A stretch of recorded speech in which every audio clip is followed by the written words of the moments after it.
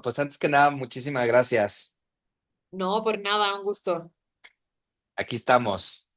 Oye, te quería comentar, te quería hacer unas preguntitas para Sí, hacer o cuéntame. establecer un diálogo muy breve para no quitarte mucho tiempo. Te pongo un poquito en contexto. Fíjate que desde hace algunos años tengo un proyecto alterno a mi trabajo oficial. Oficialmente estoy en Ajá. el Poder Judicial de la Federación capacitando a jueces en toda esta debacle muy interesante de nuestro país. Pero tengo un Interesante, proyecto interesante. súper interesante, está buena para hacer una narrativa. Sí. Y tengo un proyecto alterno desde hace algunos años, como te decía. Fui a estudiar a Argentina en el 2007, de 2007 a 2009, hice una maestría por allá y me quedó una pasión muy grande por relacionar el derecho con la literatura, cosa que por acá pues no tuve tanto contacto. Entonces, desde aquel entonces he venido haciendo como diferentes planes ahí, seminarios de lectura, entrevistas. La última que hice fue con Alan Pauls, muy divertida. Y bueno, ya ves que llegué de una u otra forma contigo y se me hizo muy interesante hacerte algunas preguntas porque más allá del ámbito netamente jurídico, me interesa justo poder como repensar ciertas cosas a nivel de hacia dónde va la literatura y también hacer de la literatura un buen instrumento pedagógico para áreas como la del derecho, en donde la mentalidad es sumamente estructurada, no obstante que constantemente lidiamos o todo el tiempo lidiamos con Ajá. realidades. Es bien paradójico eso. El juez analiza la Sí, conducta de las personas, pero poco sabe de las personas. Entonces es un sí. mundo ahí muy bizarro. Y Entonces, además también tiene mucho que ver con el lenguaje en realidad, porque todo es, ¿no? Así en base a cómo lo escribes, cómo lo planteas, la interpretación, o sea, sí tiene mucho que ver con la literatura, de hecho. completamente, completamente, pero en los programas educativos todavía sigue siendo como una idea, como si no perteneciera, como ajena, como Ya. algo externo. Entonces, bueno, hay un grupo muy fuerte en Argentina con un profesor que quiero mucho, ya murió, se llama Carlos María Cárcova, que justo tiene un texto que se llama El derecho como discurso. Entonces ha venido haciendo o hacía esos proyectos y bueno, yo fui un enamorado de sus clases y de sus mecanismos pedagógicos para transmitir esa información. Entonces, bueno, te quería justo preguntar, fíjate que estuve viendo el INEGI en cuanto a el promedio de lectura en México, que está en 3.2 libros al año.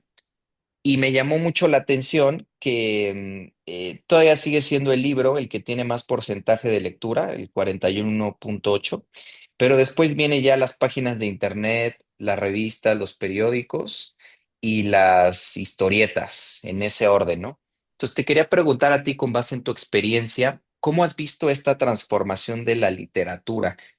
¿Hacia dónde va? Me acuerdo un poquito de Edgar Allan Poe cuando estaba muy preocupado porque se dejaba de leer esas novelas grandes, extensas, y se fue cambiando hacia los cuentos, ¿no? Entonces me llamó mucho la atención esta estadística del INEGI. Te quería preguntar a ti, ¿cómo ves esa transformación? ¿Hacia dónde va la lectura? Pregunta de tesis, ¿eh? Ojalá lo supiera. No, yo creo que la verdad, siento que es una especie de círculo, porque nunca se deja del todo de leer clásicos, nunca se cambia del todo por ejemplo, esto, ¿no? Ahora que te dicen, no, es que en la época esta de que los clics y todo el mundo quiere corto, no es verdad, porque luego te das cuenta de que libros muy gruesos se hacen un éxito, ¿no? Y la gente los sigue leyendo, o sea... Los mismos, yo qué sé, Harry Potter, no son libros cortos, no son libros, ¿sabes? Claro, Y son súper leídos y a la gente le gusta. Lo que sí que es verdad es que no hay una buena orientación para que la gente lea cosas, porque se confunde, siento yo, lo literario, lo con calidad literaria con lo difícil y eso no tiene por qué ser. Pero ahí es donde está el error. No se sabe a los niños o jóvenes o estudiantes, no se les sabe enseñar que la lectura es para divertirse, ¿no? Es como te van a poner a leer, yo qué sé, qué libro a los 12 años, pues no, o sea, la verdad no. Pero a lo mejor a los 13 años puedes leer algo muy padre, que no sea Octavio Paz, por ejemplo, en el caso de México, que a veces parece que no, como que no se quiere uno despegar de los referentes, ¿no? Mm, Y decir, hay muchas cosas muy buenas que te podrías leer y te podrías entretener y tendrás a la persona riéndose, ¿sabes? Pero no se hace ese ejercicio, se queda uno muy anclado en, pues en el canon, en eso, en lo que es correcto. Entonces yo siento que más bien la batalla es por ahí, pero que la gente tiene interés y ganas, sí. También nos pasa mucho lo contrario, ¿no? Con las novedades. Es muy difícil implementar novedades de autores no conocidos porque a la vez lo que suena y lo que está por ahí te da una seguridad, ¿no? Es como, ay, pues prefiero leer algo que ya he escuchado mucho a algo que no sé ni qué es, ¿no? Entonces sí, sí, por ahí siento que sí, como que sí hay esperanza, pero a la vez es eso. El problema, siento yo, es cómo llegarle a los públicos, más bien, que el problema es de saber comunicar bien y saber dirigir bien a la gente. Por eso es muy importante que haya ahora, que a raíz de la pandemia siento que creció mucho el tema de los clubes de lectura, de las lecturas dirigidas, porque eso ayuda mucho y abre muchas puertas, ¿no? Y abre también a la gente, te da la oportunidad de acercarte a autores que tú solito no, también porque hay mucha oferta, que ese es otro tema. Hay tanta oferta que pues se pierden cosas, obviamente, ¿no? sí. ¿Y cuál es, y qué alcanzas a ver de qué papel o diferentes roles puede jugar la literatura hoy en día? Qué te puede ofrecer como tal? Yo, a ver, como que hay desde muchos ámbitos, ¿no? O sea, yo lo principal, y lo digo eso como lectora, es que la lectura es una fuente de entretenimiento brutal. O sea, si te gusta leer, es lo mejor que te puede pasar en la vida, porque no necesitas nada, no necesitas a nadie. Puedes leer tú solo, tienes miles de cosas que puedes leer. Entonces siento que eso aparte de que te abre a la mente, ¿no? Al mundo, es algo que es muy accesible. Aunque se diga lo contrario, este es otro de los temas aquí candentes, el precio de los libros y no sé qué. Leer es muy accesible y es algo que pues te abre, ¿no? Te hace, yo creo que ver el mundo de otra forma, te hace crecer como persona. No diría tanto como que te educa, pero porque es muy pedante, ¿no? Como de, ay, hay que leer para educarse. Tampoco es eso, pero sí pues te amplía los horizontes y creo que eso siempre es bueno, te hace ver las cosas de otra forma. Y luego creo que esto de leer, aparte de que es una cosa muy individual, también se puede convertir en una cosa como colectiva, ¿no? Justamente compartiendo lecturas, teniendo afinidades con ciertos, no sé, géneros literarios y otra gente que también. Creo que es muy, no sé, como que es muy importante que eso se vea, ¿no? Como que ahora hay mucha opción de entretenimiento y de así, pero siento que lo que le hace más daño a la lectura es que se vea como una obligación, como una cosa que es para aprender, como una cosa muy, eso, como muy académica, cuando en realidad la lectura lo que siempre ha hecho es a lo contrario, ¿no? Pues eso, entretenerte, llenarte, no sé, despistarte un poco de la realidad, como que yo me iría más por ahí. Y la sigues viendo como aquel lugar de disruptivo. Hay un texto de Foucault muy bonito que seguro lo has leído. Si no mal recuerdo, lo intituló como la literatura, la gran extranjera. Está por, creo que es siglo XXI. Y justo decía en algún punto, ponía en duda si la literatura seguía ofreciendo ese lugar pues sí, disruptivo. ¿Tú piensas que todavía tiene ese sitio? ¿Ocupa ese sitio? Yo creo que sí, y creo que pasa una cosa curiosa últimamente. Por ejemplo, ahora, ¿no? Que hay mucho tema siempre y muchas polémicas con libros, ¿no? De que, ay, este libro tiene contenido sexual, hay que prohibirlo. cuando no nos damos cuenta que nuestro entorno está lleno de cosas parecidas en otros formatos que ya no nos impresionan. Ya ver una película o ver una serie con, ¿no?, cosas muy fuertes o muy disruptivas no te hace reflexionar tanto porque lo tenemos súper asumido y lo consumimos tal cual como una cosa de entretenimiento rápido que no genera debate o genera menos, ¿no? Entonces siento que sí la lectura todavía tiene esta cosa de repente abrir así como campo para debate y polémicas y así, obviamente también otros formatos, ¿no? Pero sí siento que sí todavía está eso.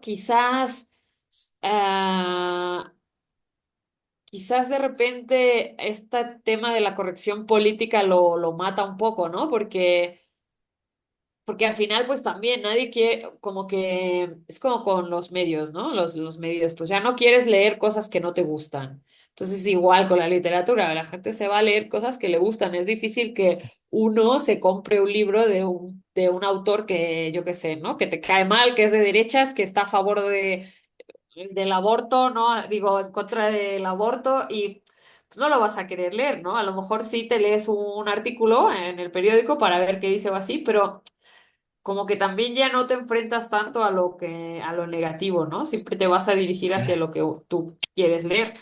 Entonces, quizás, no sé. Eso está buenísimo. Y más me hace recordar, por ejemplo, con todos los buscadores o toda esta parte de inteligencia artificial o algoritmos que trabajan con tus gustos, ¿no? Está súper Sí. interesante. Y, por ejemplo, ¿qué estrategias haces tú o qué estrategias has visto que se hacen para justo que nosotros como lectores tengamos la oportunidad de regodearnos con otras formas de pensamiento? Porque parece que está cada vez más inclinado hacia una supuesta identidad, ¿no? El mismo tipo casi de género literario. Sí, eso sí, ¿eh? Eso es muy, muy visible porque es lo que el mismo, o sea, es curioso, ¿no? Porque, a ver, no dejamos de, o sea, la industria editorial no deja de ser una empresa, o sea, como cualquier otra, ¿no? Y al final, por más que uno, yo esto lo discutí mucho, ahora no tanto, pero hace unos años trabajé en Sexto Piso, en esta editorial mexicana, y ellos habían empezado la editorial muy jóvenes, universitarios, y muy así, ¿no? Como es que como combativo, ¿no? De necesitamos que haya estos textos que no existen aquí de política, de filosofía, los tenemos que traer porque eso es importante, no sé qué. Y yo a veces le decía, a ver, ¿no? A mi jefe.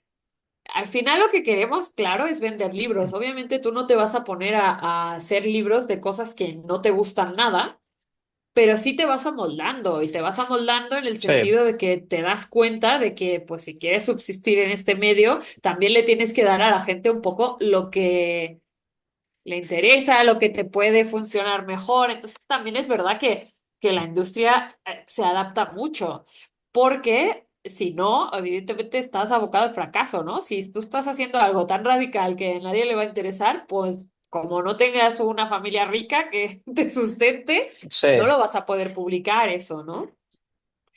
sí. Entonces ahí también es complicado. Y por ejemplo, yo en el caso de Enagrama, sí te puedo decir, la curiosamente, los libros que más mejor se mueven siempre son la ficción y la no ficción de temas específicos, que no suelen ser eso, ¿no? Los políticos, los filosóficos. Eso tiene un nicho de lectores, pero es más chiquito.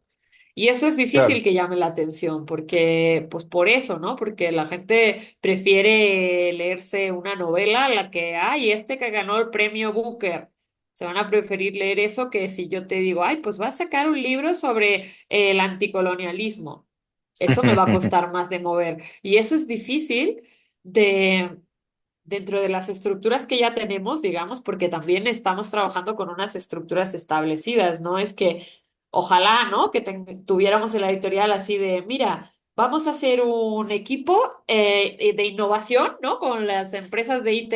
Este equipo de innovación se va a dedicar a ver cómo podemos llegar a públicos que nunca hemos llegado. Ojalá lo tuviéramos, pero no lo tenemos y creo que ni siquiera las empresas grandes tienen eso, ¿no? De libros, Sí, digo. Entonces, lo que hacemos es un poco lo que se ha hecho siempre, ¿no? Ir a, con periodistas, a los medios, intentar eso, como hablar mucho con libreros, con librerías. Luego, si se puede, se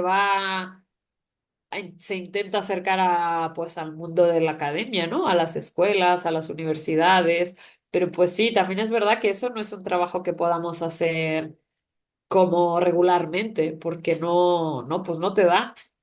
Sí. Yo creo que Y eso sería lo ideal.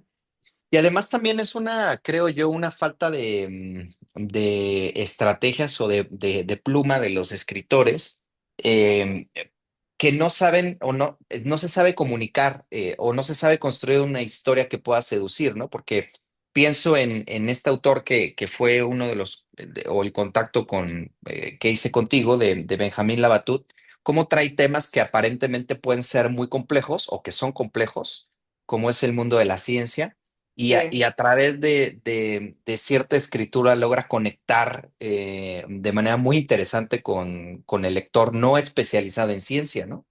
Claro, claro, sí. Sí, eso también, como que, bueno, también ese es eso sería otro tema, ¿no? Que hay autores o escritores que escriben para ellos, o sea, sin pensar en esto quién lo va a leer, y Sí, otros que sí, sí tienen más presente eso, ¿no? Y por ejemplo, también es verdad que cambia mucho según la personalidad del escritor, si está pensando en, o sea, hay unos que tienen muy claro, a mí me gusta escribir, pero yo quiero vivir de escribir ahora, entonces yo sé que yo tengo que trabajar y todo lo que les digas de promoción, te lo van a hacer y se van a promocionar ellos en redes y se van a armar ellos no sé qué. Y hay otros que tienen como no sé si decirlo como más clásico o antiguo, que dicen, no, no, yo escribo y ya después, ahí está mi libro, ¿sabes? A mí no me vengas a preguntar nada. Y de esos hay muchos también. Y con esos, a no ser que tengas mucha suerte y que por algo, que ese algo también es casi, casi como algo religioso, que a veces no se sabe por qué unos sí, otros no, llama la atención y la gente empieza a leer ese libro y la gente lo empieza a hablar y empieza el boca a boca, o no. Y no tiene que ver con la calidad, porque hay libros que tienen así como que los comparas, digamos así, traes un crítico experto en literatura y te los comparas y dice, no te puedo decir cuál es mejor literariamente o cuál tiene más calidad literaria, no se puede, pero hay uno que por algo en la sociedad ha como despuntado y el otro no. está súper Entonces, interesante. O sea, no hay nada medible, es no, cuestión de qué pasa. y a veces te digo, las empresas grandes, nosotros no, porque no tenemos ahí estos grandes presupuestos, pero Random House o así, a veces hacen unos despliegues de verdad de promoción, una inversión de dinero fuerte, y a veces esos libros no despegan, o sea, no es de verdad, claro, cuanto más promoción, obviamente más se va a ver el libro y obviamente más posibilidades tienes que vaya mejor, ¿no? En ventas, eso es como matemático. Pero te juro que estos booms, así que dices, ¿qué pasó con este libro que yo esperaba esto y se fue hasta arriba? Esos booms hay algo ahí que es como, no lo puedes decir, fue porque hice esto. No, es algo que tiene que ver con la gente, que tiene que ver con muchos factores externos que no puedes controlar, Wow, como está buenísimo. el caso este, ¿no? Del infinito en un junco, el de Irene Vallejo. Sí, Ese sí. libro no está pensado para grandes públicos. Ese era un libro que, como una no ficción, bastante literario, bastante académico, que en principio lo publicó en una editorial que es muy como elitista, era un libro caro, era un libro pensado para un público muy reducido. Y mira, por alguna razón pum, pum, alguien le llamó la atención y se empezó como a correr la voz de este libro, y se hizo un libro que ahora es como cualquier persona, aunque no lea mucho, le dirías, ay, léetelo, es bien bueno. Y es como, ¿por qué? O sea, yo no digo que sea malo, ¿eh? Digo que es muy curioso que pase Claro, con ciertos libros y con otros no. O claro. sea, ojalá pasara con más libros, pero te digo, es algo que está fuera de nuestro control totalmente. Oye, ¿y en México has visto el aumento de libreros o en específico de librerías, así como en Argentina hay muchísimas de barrio y que puedes No, encontrar? En México No, no en ocurre ese México fenómeno. tenemos un drama con este tema para mí, ¿eh? O sea, claro, yo te estoy hablando ahora desde el punto de vista de Anagrama Sí, y claro. de ese tipo de editoriales, porque esto lo hablas con, yo qué sé, mis compañeros de Planeta y te van a decir otra cosa, porque es otro tipo pues otro tipo de producto al fin y al cabo, ¿no? Para nosotros, como editoriales literarias, medianas, eh, es difícil, porque aquí hay mucha cadena y muy poca librería independiente ya con una personalidad, ¿no? O sea, ya con establecida, que sean como muy visibles, que la gente las vea como un punto de encuentro. Hay muy poquitas, incluso en Ciudad de México es muy sorprendente por el tamaño de la ciudad, por la cultura que hay en la ciudad, que eso de las librerías sea así. Para mí es un problema y es como complicado. ¿Por qué? Porque las cadenas para empezar es esto, las cadenas, pues son cadenas, por más que sean cadenas de libros, el formato de trabajo es que el librero es una persona que tanto puede estar ahí vendiendo libros como podría estar vendiendo cualquier otra cosa, con un sueldo muy bajo, con unos horarios bastante explotados. Entonces, ¿qué pasa? No es una persona que tiene interés en promocionar, o sea, y muchos leen, ¿eh? No te digo que no, en lo personal, los que yo conozco es gente que es muy lectora y todo, pero su mismo trabajo en sí no es, ay, como es mi librería, yo me esmero un montón en vender los libros, en mover las editoriales, claro, no. Y esa es la gente que está de cara al público. Los otros es gente que sí sabe a lo mejor de libros y cómo se mueven y todo, pero ellos son los compradores, los gerentes de ventas, ¿sabes? Entonces, esta jerarquización hace que sea muy difícil que se genere esta especie como de comunidad entre lectores y libreros, que sí la hay en Argentina, que sí la hay en España, que hay muchas librerías, eso, ¿no? Una librería de una persona, ¿sabes? Como la librera con nombre y apellidos. Sí. Aquí eso no pasa, o sea, aquí pasa en los estados, en algunos estados sí que hay, pon tú, una o dos librerías que destacan, les cuesta un montón mantenerse porque pues porque está todo muy centralizado y también porque las cadenas ahorcan a un punto, digamos, como el sistema editorial y el sistema de distribución de libros, que esos jugadores chiquitos pues ya no pueden participar porque te piden, los distribuidores te piden unos márgenes muy altos. Por ejemplo, imagínate qué estupidez, ¿no? A las cadenas, como son cadenas y como son clientes grandes, les dan más descuentos que a una librería chiquita. A Ujú. una cadena le dan consignación, a una librería chiquita no. Si tú abres una librería y no tienes quien te respalde, o sea, lo que te va a pedir un distribuidor es, vale, ok, dame cartas de tus otros clientes que digan que tú pagas a tiempo, que eres un buen cliente. No lo vas a tener porque tú acabas de abrir, eres Claro. nuevo. Entonces te van a decir, bueno, pues me compras en firme. Vale, ok, le invierto, le compro en firme. ¿Cuánto? No vas a poder tener mucho en tu catálogo porque el espacio es chiquito, porque no vas a tener el dinero. Entonces, eso, el mismo sistema impide que haya este tipo de librerías más pequeñas. Algunas hay, por ejemplo, aquí está El Desastre, que lo están haciendo muy bien, está Utópicas, pero es gente que de verdad están ahí porque lo pelean, insisten. Se pelean con los distribuidores porque no les sirven, porque también, ¿qué pasa? Como somos editoriales medianas, no tenemos los tirajes que tienen las grandes. O sea, un random, un planeta, a lo mejor de un libro te tiran 10.000, ¿no? De 10.000 de tiraje. A lo mejor yo tengo libros que tengo 1.000. Con todas las cadenas, solo con Gandhi ya no me alcanza. Sí. ¿Sabes qué te quiero decir? Y Gandhi lo que hace es te hace un pedido general por todas sus sucursales. Sí, sí, Ay, toda la sucursal. perdóname, es que No te traigo una preocupes. alergia horrible. Dame un segundo.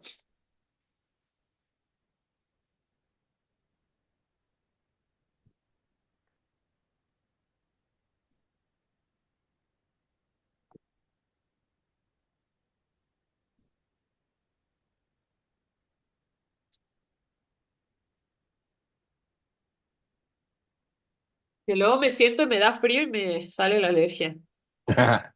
Listo. No te preocupes. Pues eso, entonces es un panorama muy complicado para que cierto tipo de lecturas y libros lleguen a la gente. Y te digo, o sea, lo que en Argentina, que tú lo has visto, sirve súper bien, o sea, mi compañero en Argentina, que es, y hace lo mismo que yo, pero allá, su trabajo consiste en ir a hablar con libreros. Yo no hago eso porque no tiene sentido, porque además, claro, o sea, ¿qué me sirve ir a hablar con libreros que van a escuchar todo el mundo diciéndoles lo mismo, ¿no? Es como, a ellos les da igual si voy yo, si va la chica de Armadillas, si va random, o sea, es una tras otra, novedades, novedades, novedades, ¿no?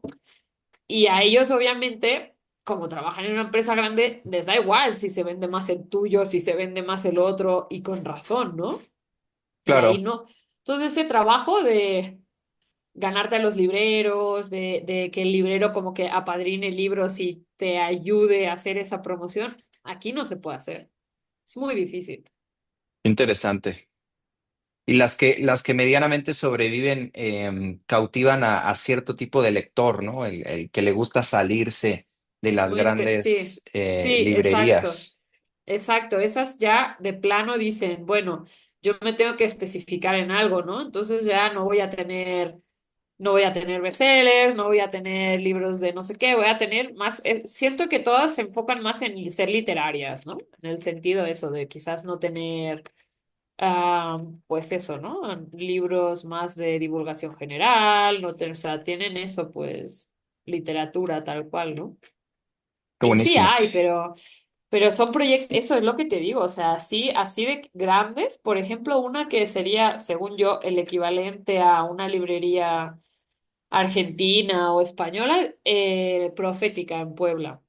Tiene como el mismo formato, más o menos, ¿sabes? Como, pero no hay tantas, o sea, Sí, son y pocas. luego cierran. En Guadalajara, por ejemplo, hace un par de años abrieron una que era súper bonita, súper buena, era así como podía haber sido Argentina.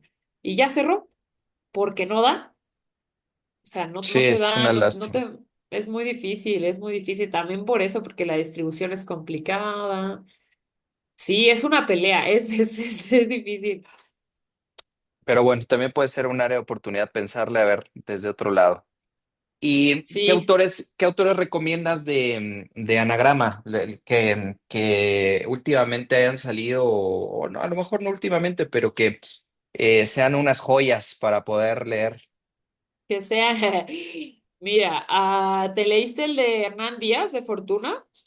No, Ese yo creo que está bueno y no habla en específico del derecho ni nada, pero sí es como el mundo de la bolsa en Nueva York en los años 50 y es una historia como de tres personajes que está como entrelazada, está muy padre.